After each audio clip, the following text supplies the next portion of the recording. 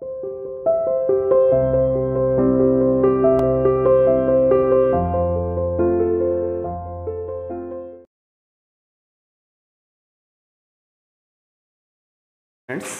Are you? You are welcome to CR international online classes. आज का 11th arts के अंदर टॉपिक है डेक्लाइन ऑफ नाइटहुड, यानी जो नाइट नाम के घुड़सवार योद्धा वर्ग था उसका पतन कैसे हुआ, उसमें किस तरह की कमियां आई, उन पे हम प्रकाश डालेंगे। आपका हिंदी मीडियम के लिए 53 असाइनमेंट नंबर है और 36 फॉर इंग्लिश मीडियम। इसके अंदर सबसे पहले हम जैसे कि हमने नाइट के बारे में पढ़ा, नाइट कितना ज़्यादा महत्वपूर्ण था, एक तरह से बैकबोन था मध्यकालीन यूरोप के अंदर सामंतवादी व्यवस्था में। लेकिन अब हम देखेंगे कि उसके अंदर क्या क्या कमियां आई जिसकी वजह से उसको ये संस्था या ये कहें कि इस व्यक्ति का जो महत्व कम होता चला गया।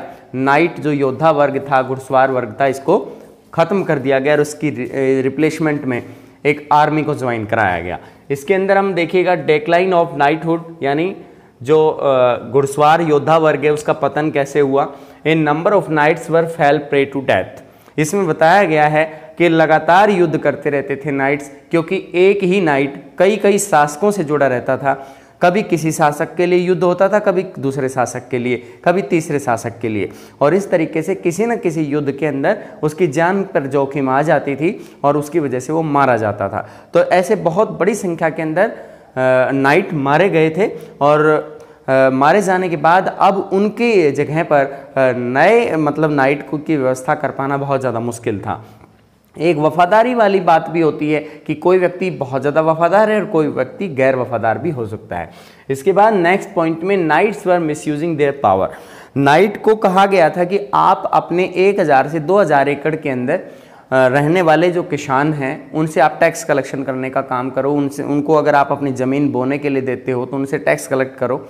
लेकिन क्या किया गया, उसने अनुचित दबाव बना करके ज़्यादा टैक्स वसूलना चाहा। उसने एक राजा की जगह 2 राजाओं 3 राजाओं के साथ में कॉन्ट्रैक्ट कर लिया। अब उसके पास में ज़मीन 2 से 3000 4000 5000 6000 तक जो एकड़ ज़मीन उसके पास इकट्ठी हो गई और वो बहुत ज़्यादा मात्रा में शक्तिशाली हो गया। इस तरह से मिसयूज़ करने लगा अपनी पावर का। कोड़ों से पिटाई करता था किसानों की और उसको टैक्स कलेक्शन टाइम पे चाहिए था। इस वजह से समस्याएं गंभीर होती चली जा रही थी। सारे के सारे किसान जन विद्रोह पर उतारू हो गए थे। इसके बाद आता है सम पीजेंट्स बिकेम पावरफुल। अब जैसे ही किसान का उत्पादन बढ़ता है, जैसे किसान भी कुछ ऐसे थे जिनके पास में ज़्यादा इनकम के सोर्सेज थे, तो उनके पास उत्पादन ज़्यादा था। ज़्यादा उत्पादन की वजह से उसको लाभ भी उन लोगों को मिला। और उसके अंदर जैसे सम पीजेंट्स बिकेम पावरफुल, उसके अंदर उन्होंने क्या किया कि जो शक्तिशाली किसान था उन्होंने सोचा कि भी हम क्यों डिपेंड रहें नाइट के ऊपर या योद्धा वर्ग पर या योद्धा घुड़सवार वर्ग पर या राजा पर, हम क्यों डिपेंड रहें, हम इनका विद्रोह करते हैं। यानी नाइट का भी विद्रोह किया उन्होंने, विरोध किया और उसके साथ भी राजा के खिलाफ भी मिल करके एकजुट होकर के विद्रोह की कमान अपने नियंत्रण में कर ली। इसके बाद ऑर्गेनाइजेशन ऑफ आर्मी, देखिए इससे पहले हमने देखा 9वीं से 10वीं शताब्दी से 11वीं 12वीं शताब्दी तक, पूरी तरीके से हम देख सकते हैं ऑर्गेनाइजेशन ऑफ आर्मी का इसमें उतना बड़ा रोल नहीं था, क्योंकि उस समय सेना का संगठन कायम नहीं था। और जैसे जैसे नाइट वर्ग अपनी भूमिकाएं खो रहा था तो उसके बाद में समस्याएं गंभीर हो गई थी और उसमें ऑर्गेनाइजेशन ऑफ आर्मी जो था वो कंपलसरी होता चला गया। इसके अंदर सेना का गठन करना आसान तो नहीं था, लेकिन ये करना पड़ा क्योंकि दूसरे शासकों ने सेना को गठित कर लिया था। अब जिस भी राज्य के पास में सेना थी वो ज़्यादा शक्तिशाली हो गया था, वो बार बार कंट्रोल करता था, दूसरे क्षेत्रों पर हमला करने का प्रयास करता था और ऐसे हमला करते करते और उसका क्षेत्रफल भी बढ़ गया था, यानी उसके क्षेत्र का साम्राज्य विस्तार हो रहा था।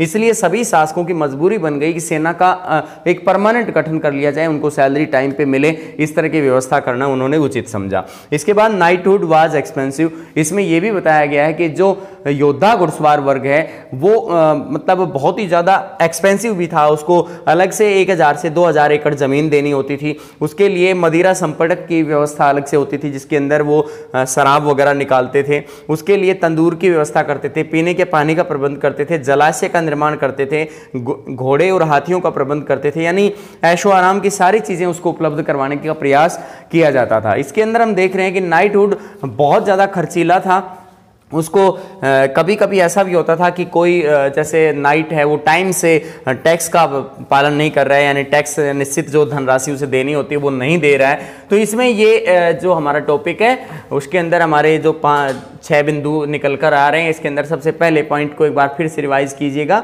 इसमें नाइट वर्ग बहुत ज़्यादा युद्धों में शामिल होने की वजह से किसी ना किसी युद्ध के अंदर जोखिम का शिकार हुए, वो मारे गए और अब उनका विकल्प सामने नजर नहीं आ रहा था।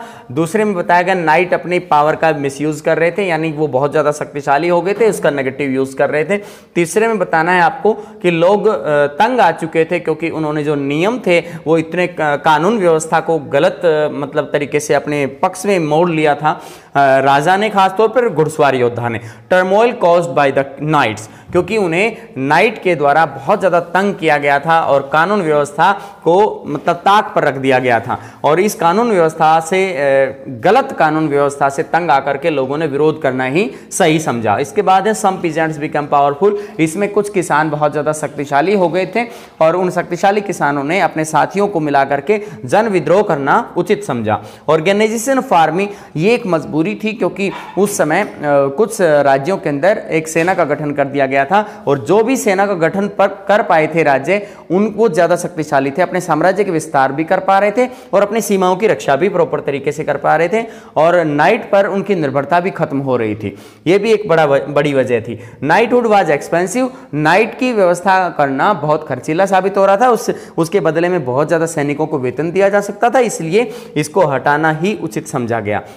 इसके बाद नेक्स्ट जो टॉपिक है आपका factors influencing social and economic relations, सामाजिक और आर्थिक परिस्थितियों को प्रभावित करने वाले कारक कौन कौन से थे। सबसे पहले रीजन में आएगा चेंजेस इन एनवायरनमेंट। कंटिन्यू जैसे पहले क्या होता था कि यूरोप के अंदर सर्दियां बहुत ज़्यादा पड़ती थी, लेकिन जैसे जैसे 14वीं से 15वीं सदी तक आते आते फैक्ट्रियों का कुछ प्रभाव रहा और वहाँ पर जलवायु में परिवर्तन देखने को मिला। ग्रीष्मकाल की अवधि बढ़ गई और वो उत्पादन पहले जो कम हो रहा था अब उत्पादन बढ़ गया। फसलों को बोने का समय जो उन्हें कम मिलता था अब वो फसल का उन्हें समय ज़्यादा मिलने लगा। इंक्रीज इन पॉपुलेशन, इसके अलावा जनसंख्या में बढ़ोतरी देखने को मिली लगातार, मतलब जैसे कि इस तरह की परिस्थितियां रही, चिकित्सा सुविधाएं अच्छी रही या मतलब फैक्ट्रियों की संख्या ज़्यादा रही, रोजगार के अवसर अच्छे थे, इसलिए ग्रामीण देहात इलाके से शहरों की तरफ लोग आए, दूसरे देशों से भी लोग यहाँ पर आए। और इसके अलावा इंक्रीज इन पॉपुलेशन के अंदर जैसे कि इन्वेशन भी हुए, कुछ ट्राइबल इन्वेशन हुए, कबीलों का आक्रमण हुआ और वो लोग आकर के बसने लगे, इससे जनसंख्या में बढ़ोतरी हुई। इसके बाद एक्सटेंशन ऑफ अरेबल लैंड और बंजर भूमि में भी बढ़ोतरी हुई। पहले क्या होता था कि जब फर्टाइल सॉइल बहुत पर्याप्त मात्रा में मौजूद थी तो उसको बहुत ज़्यादा यूज़ किया गया, एक्सटेंसिव यूज़ उसका ज़्यादा करने से और उसका भू संरक्षण उपाय नहीं अपनाने की वजह से अरेबल लैंड बढ़ने लगा, और ये भी एक चुनौती थी। चेंजेस इन एग्रीकल्चर टेक्नोलॉजी, पहले पशुओं से खेती करते थे, बैलों के साथ में खेती करते थे, लेकिन अब धीरे धीरे बदलाव आ गया, टेक्नोलॉजी का यूज़ ज़्यादा से ज़्यादा करने लगे, सिंचाई के संसाधन विकसित हो गए और फर्टिलाइजर्स का इस्तेमाल करने लगे, जो कि नेचुरल फर्टिलाइजर पे किसान डिपेंड रहता था, अब वो नेचुरल फर्टिलाइजर पे डिपेंड नहीं रह गया था।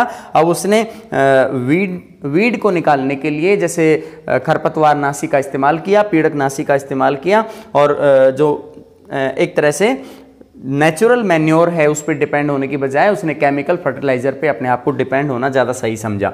तो इसके अंदर जो दूसरा टॉपिक है, इसको इन्फ्लुएंस करने के लिए जो मेन कारक हैं, पहला रीज़न एनवायरनमेंट चेंज हुआ। पहले सर्दी की अवधि कम थी, अब पहले सर्दी की अवधि जो थी वो ज़्यादा होती थी, सर्दी की अवधि अब कम हो गई थी, ग्रीष्मकाल की अवधि बढ़ गई, जो कि फसलों के लिए अनुकूल माहौल पैदा हुआ और फसल का उत्पादन बढ़ा। फसल का उत्पादन बढ़ने से राज्य का जो इनकम का सोर्स था वो बढ़ा। इंक्रीज इन पॉपुलेशन, बार बार ट्राइबल जो मतलब इन्वेशन होने की वजह से वो लोग आकर के यहाँ पे बसने लगे, और इसके अलावा रोजगार के अवसर अच्छे थे और कृषि के अंदर भी उत्पादन बढ़ रहा था, और शहरों के अंदर ट्रांसपोर्ट की, कम्युनिकेशन की, इस तरह की सभी तरह की सुविधाएं होने की वजह से, सड़क मार्ग की सुविधा होने की वजह से गाँव से लोग शहरों की तरफ आए और दूसरे राज्यों से भी यहाँ पर जनसंख्या अपने काम धंधे के लिए आई, जिसकी वजह से जनसंख्या में बढ़ोतरी देखने को मिली। चिकित्सा सुविधाएं भी अच्छी थी, जिसकी वजह से लोग बीमार भी कम पड़ रहे थे और वो मृत्यु का शिकार भी कम बन रहे थे। एक्सटेंशन ऑफ अरेबल लैंड, इसमें बहुत ज़्यादा एक्सटेंसिव यूज़ किया गया। लगातार भू संरक्षण उपायों पर ध्यान ना दिए जाने के कारण ऐसा हुआ, और इसके अंदर प्रॉपर केयर ना होने की वजह से जो जंगलों से ज़मीन इन्होंने खेतों के रूप में तैयार कर ली थी, अब वो अनुकूल जलवायु होते हुए भी उसको जैसे 2 से 3 फसलें लेने की वजह से अब उसकी जो पोषण शक्ति थी वो धीरे धीरे कम हो रही थी। इसके बाद चेंजेस इन एग्रीकल्चर टेक्नोलॉजी, इसमें कृषि की गतिविधियों में बदलाव आ रहा था। पहले पशुओं के साथ में खेती होती थी, अब विभिन्न टेक्नोलॉजिकल जो एडवांसमेंट के जैसे कि ट्रैक्टर है, मशीन्स हैं, उनका यूज़ करते हुए इनका उत्पादन किया जाने लगा और फसल के उत्पादन में बढ़ोतरी हुई। और इसके अंदर नेचुरल फर्टिलाइज़र पे पहले यूज़ किया जाता था, नेचुरल मैन्योर, अब नेचुरल मैन्योर की जगह पे और केमिकल फर्टिलाइज़र यूज़ किया जाने लग गया। इस तरीके से हमारे दोनों टॉपिक पूरे होते हैं। पहले टॉपिक में हमें नाइट, जो कि अपने आप में एक बैकबोन होता था मध्यकालीन यूरोप के अंदर राज्य का, उस पर उसके पतन के बारे में बताया गया। सभी आपके रीजन्स आपके सामने हैं। सबसे पहले में जैसे भारी संख्या में उनकी मौत की वजह से, दूसरे में उसकी मिसयूजिंग की गई, उन्होंने पावर अपनी मिसयूज़ की, तीसरे के अंदर वो तंग आ चुके थे किसान, उनसे उनके बनाए हुए कानून व्यवस्था से तंग आ चुके थे। उससे आगे पीजेंट्स कुछ शक्तिशाली हो गए, उन्होंने सैनिक विद्रोह, जन विद्रोह को अपना एक माध्यम बनाया। उसके बाद आर्मी का संगठन करना जरूरी हो गया, इसलिए नाइट वर्क का पतन हुआ और इसमें नाइटहुड बहुत ज़्यादा खर्चीली व्यवस्था थी, इसलिए इसको खत्म करना राजा लोग अपने पक्ष में मानते थे। उससे अगले में फैक्टर्स बताने हैं। इसमें एनवायरनमेंट चेंज हुआ, पहले सर्दी की अवधि ज़्यादा थी, अब सर्दी की अवधि कम हुई, ग्रीष्मकाल की अवधि बढ़ी जो कि फसलों के लिए अच्छी थी। दूसरे के अंदर हम कह सकते हैं पॉपुलेशन में बढ़ोतरी हुई। ट्राइबल जो लोग थे बार बार इन्वेशन कर रहे थे और वहाँ आकर के बसने लगे थे, और इसके अलावा दूसरे क्षेत्रों के भी लोग आकर के बसने लगे। चिकित्सा सुविधाएं अच्छी थी जिसकी वजह से पॉपुलेशन में बढ़ोतरी हुई और अरेबल लैंड के अंदर जो बढ़ोतरी देखने को मिली। इसके अंदर जो भू संरक्षण उपायों का ध्यान न रखने की वजह से जितनी भी नई ज़मीन को कन्वर्ट किया गया था फर्टाइल सॉइल के रूप में, तो वो अब इतनी उतनी उत्पादकता उसमें नहीं थी क्योंकि ध्यान नहीं रखा गया था। फसल चक्र पर जो पुनरावर्तन था वो बहुत ज़्यादा यूज़ किया गया था। और इसके अलावा एग्रीकल्चर टेक्नोलॉजी के अंदर पहले पशुओं से खेती करते थे, तो बाद में जो टेक्नोलॉजिकल एडवांसमेंट जितना भी हुआ उनके लाभ उठाने लगे और इसके अंदर नेचुरल मैन्योर पे डिपेंड रहते थे, तो बाद में केमिकल फर्टिलाइज़र का उसमें ज़्यादा से ज़्यादा इस्तेमाल हुआ और हर तरीके की फैसिलिटीज़ का यूज़। इसमें आपका एक बार फिर से रिवीजन करते हैं। इसमें a number of knights fell prey to death, ये बड़ी संख्या के अंदर नाइट्स मारे गए थे। उनकी एक वजह थी क्योंकि युद्ध में ज़्यादा शामिल हो रहे थे। एक राजा की अपेक्षा वो कई कई राजाओं के लिए युद्ध लड़ते थे, जिसकी वजह से कहीं ना कहीं उनके लिए जोखिम पैदा होता था। Knights were misusing their power, राजा ने उनको ये पावर दी गई थी कि वह किस तरीके से अपना कोऑर्डिनेशन कायम करेंगे, किसानों पे अपना कंट्रोल करेंगे, लेकिन उन्होंने अपना मिसयूज उस पावर का लगातार वो करते रहे और ये बड़ी समस्या भारी बन गई थी। People fed up the disorder of turmoil caused by the knights, जो कानून व्यवस्था नाइट्स के द्वारा बनाई गई थी उससे वो तंग आ चुके थे क्योंकि बंधन बहुत ज़्यादा उन पर लगा दिए गए थे। राजा भी उनमें सहयोग नहीं कर रहा था और नाइट भी सहयोग नहीं कर रहा था। सम पीजेंट्स बिकेम पावरफुल, इसके अंदर कुछ किसान जो जिनके पास उत्पादकता अधिक थी या जिस पे संसाधनों पे उसका नियंत्रण था, उन लोगों ने इकट्ठा होकर के अपने आप को शक्तिशाली बना लिया और जन विद्रोह के लिए तैयार कर लिया।